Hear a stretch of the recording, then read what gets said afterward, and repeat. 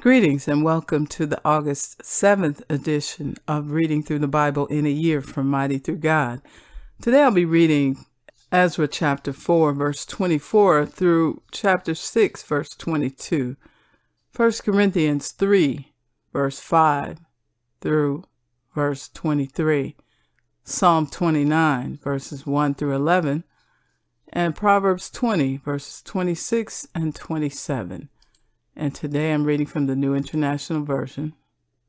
Thus the work on the house of God in Jerusalem came to a standstill until the second year of the reign of Darius, king of Persia.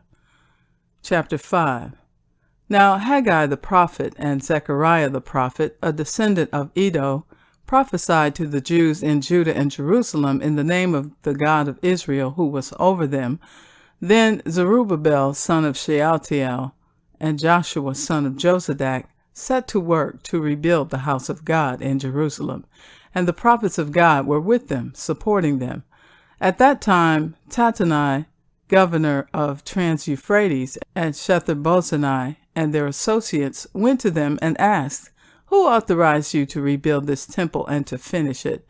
They also asked, "What are the names of those who are constructing the building?" But the eye of their God was watching over the elders of the Jews, and they were not stopped until a report could go to Darius and his written reply be received. This is a copy of the letter that Tattenai, governor of Trans-Euphrates, and Shethar-Bozenai and their associates, the officials of Trans-Euphrates, sent to King Darius. The report they sent to him read as follows. To King Darius, cordial greetings. The king should know that we went to the district of Judah, to the temple of the great God. The people are building it with large stones and placing the timbers in the walls. The work is being carried on with diligence and is making rapid progress under their direction. We questioned the elders and asked them, "Who authorized you to rebuild this temple and to finish it?" We also asked them their names, so that we could write down the names of their leaders for your information. This is the answer they gave us. We are the servants of the God of heaven and earth, and we are rebuilding the temple that was built many years ago, one that a great king of Israel built and finished. But because our ancestors angered the God of heaven, he gave them into the hands of Nebuchadnezzar the Chaldean, king of Babylon, who destroyed this temple and deported the people to Babylon. However, in the first year of Cyrus, king of Babylon, King Cyrus issued a decree to rebuild this house of God. He even removed from the temple of Babylon the gold and silver articles of the house of God, which Nebuchadnezzar had taken from the temple in Jerusalem and brought to the temple in Babylon. Then King Cyrus gave them to a man called Sheshbazzar, whom he had appointed governor, and he told him, "Take these articles and go and deposit them in the temple in Jerusalem, and rebuild the house of God on its site." So this Sheshbazzar came and laid the foundations of the house of God in Jerusalem. From that day to the present, it has been under construction, but is not yet finished. Now, if it pleases the king, let a search be made in the royal archives of Babylon to see if King Cyrus did in fact issue a decree to rebuild this house of God in Jerusalem. Then let the king send us his decision in this matter. Chapter 6. King Darius then issued an order, and they searched in the archives stored in the treasury of Babylon. A scroll was found in the citadel of Ecbatana in the province of Media, and this was written on it. Memorandum. In the first year of King Cyrus, the king issued a decree concerning the temple of God in Jerusalem. Let the temple be rebuilt as a place to present sacrifices, and let its foundations be laid. It is to be 60 cubits high and 60 cubits wide, with 3 courses of large stones and 1 of timbers. The costs are to be paid by the royal treasury. Also, the gold and silver articles of the house of God, which Nebuchadnezzar took from the temple in Jerusalem and brought to Babylon, are to be returned to their places in the temple in Jerusalem. They are to be deposited in the house of God. Now then, Tattenai, governor of Trans-Euphrates, and Shethar-Bozenai, and you other officials of that province, stay away from there. Do not interfere with the work on this temple of God. Let the governor of the Jews and the Jewish elders rebuild this house of God on its site. Moreover, I hereby decree that you are to do for these elders of the Jews in the construction of this house of God. Their expenses are to be fully paid out of the royal treasury from the revenues of Trans-Euphrates, so that the work will not stop. Whatever is needed, young bulls, rams, male lambs for burnt offerings to the God of heaven, and wheat, salt, wine, and olive oil, as requested by the priests in Jerusalem, must be given them daily without fail, so that they may offer sacrifices pleasing to the God of heaven, and pray for the well-being of the king and his sons. Furthermore, I decree that if anyone defies this edict, a beam is to be pulled from their house, and they are to be impaled on it. And for this crime, their house is to be made a pile of rubble. May God, who has caused his name to dwell there, overthrow any king or people who lifts a hand to change this decree or to destroy this temple in Jerusalem. I, Darius, have decreed it. Let it be carried out with diligence. Then, because of the decree King Darius had sent, Tattenai, governor of Trans-Euphrates, and Shethar-Bozenai and their associates carried it out with diligence. So the elders of the Jews continued to build and prosper under the preaching of Haggai the prophet and Zechariah, the descendant of Iddo. They finished building the temple according to the command of the God of Israel and the decrees of Cyrus, Darius, and Artaxerxes, king of Persia. The temple was completed on the 3rd day of the month of Adar in the 6th year of the reign of King Darius. Then the people of Israel, the priests, the Levites, and the rest of the exiles celebrated the dedication of the house of God with joy.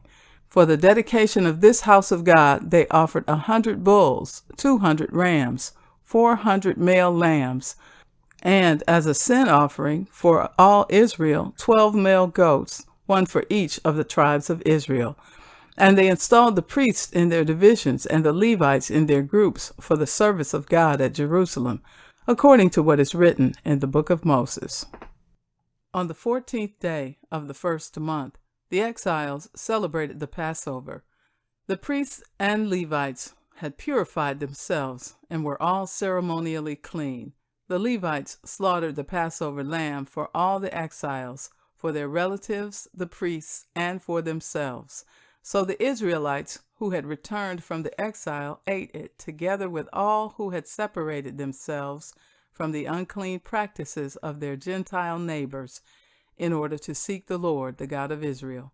For 7 days they celebrated with joy the festival of unleavened bread, because the Lord had filled them with joy by changing the attitude of the king of Assyria, so that he assisted them in the work on the house of God, the God of Israel.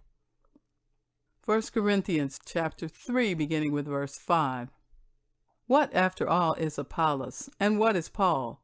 Only servants through whom you came to believe, as the Lord has assigned to each his task. I planted the seed, Apollos watered it, but God has been making it grow.